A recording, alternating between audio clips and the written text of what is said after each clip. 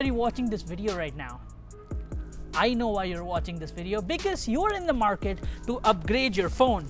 So you are confused whether you should get the iPhone 10 or whether you should get the 10s.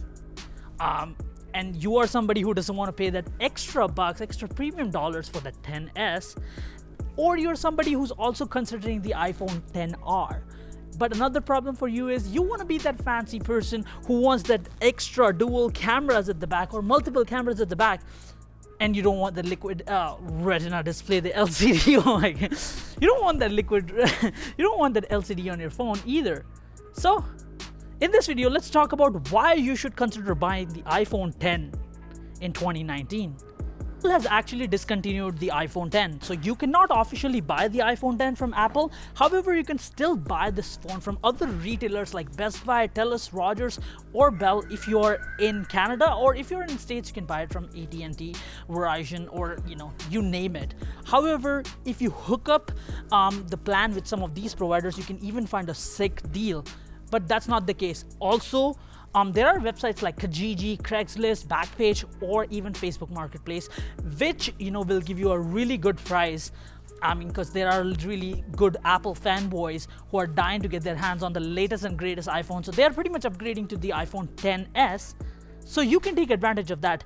I got this phone personally in 2019 myself. And this was brand new, by the way, with Kudo. I was getting it for a really great price that I could not say no to, and that's the reason why I picked this phone up. So you might wonder why you should get the older phone and not the newest 10s, right? Because it's expensive. Let's talk about that. And there is physically no difference. The 10s and the 10 look exactly similar in shape and size. There are few differences like antenna band, just in case of the iPhone 4 and the 4S, but not but the case is obviously different when you look internally. The iPhone 10 has A11 Bionic, while the 10s has A12 Bionic chip. Is it ridiculously fast? That's what Apple says, but A11 Bionic chip is a beast by itself as well. Do not underestimate. It does not lag while playing most of the latest games. And you know what? If you're running day-to-day tasks, you won't have any issues with the A11 Bionic chip. I personally think, there is no pretty much competition if you're comparing with any Android phone for the A11 Bionic chip. I personally think it was way ahead of its time, and even in 2019, this phone is not slowing down by any means. So A11 is absolutely a beast, and it still outperforms most of the Android phones in 2019, and that's not a joke. Like, my Pixel 2 XL is pretty much a bitch, and it does not provides me a really good experience in using it on a day-to-day basis. The reason why I have my Pixel 2 XL, because it takes really great pictures. With that being said, let's talk about the camera on the iPhone 10.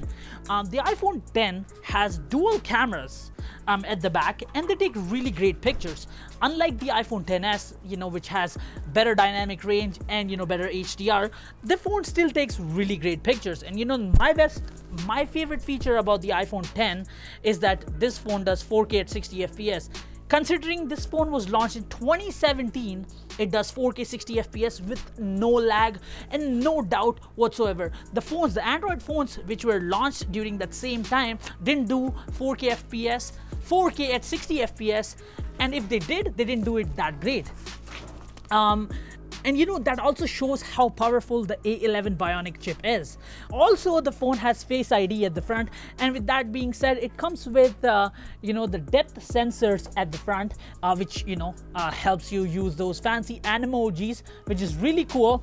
And this is a new technology that Apple developed in 2017. So do you think Apple is going to get rid of those? No.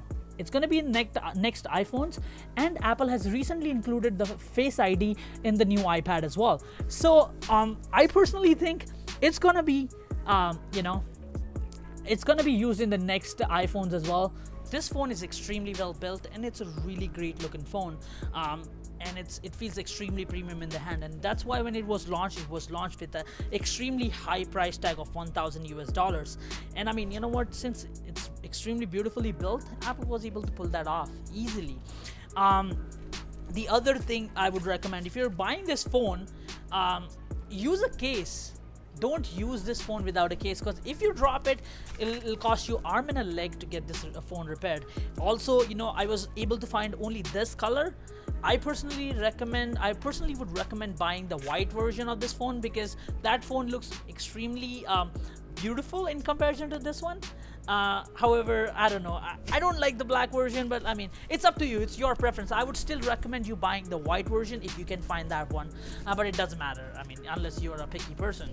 Talking about the display on this phone is running on the OLED display, unlike the iPhone XR, which is running on a liquid retina display, which is nothing but LCD display. So you're getting deeper blacks and, you know, more vibrant colors.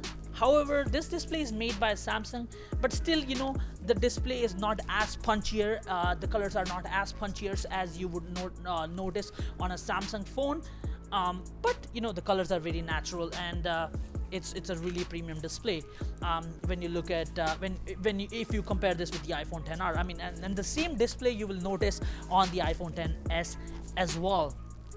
The battery life on this phone is amazing. I can get through the entire day. I get entire day of battery life on this phone. However, on my Pixel 2 XL, as I said, which is a bitch phone, I don't get entire day of battery life, which sucks. So what I would recommend at this moment is, if you can find this phone for a really great price, which I would say if you're in Canada around five to $650, or if you're in the US for around $500, if you can get this iPhone X for that price, I would absolutely recommend buying this phone, as it's a really great deal. And again, you will absolutely find people who are ready to sell their phones in fresh condition, in extremely mint condition, while because they're Apple fanboys and they're looking to upgrade their phones. With that being said, let me know what you think if you're gonna get this iPhone X in 2019, or if you're already using this phone, what are your experience with this phone?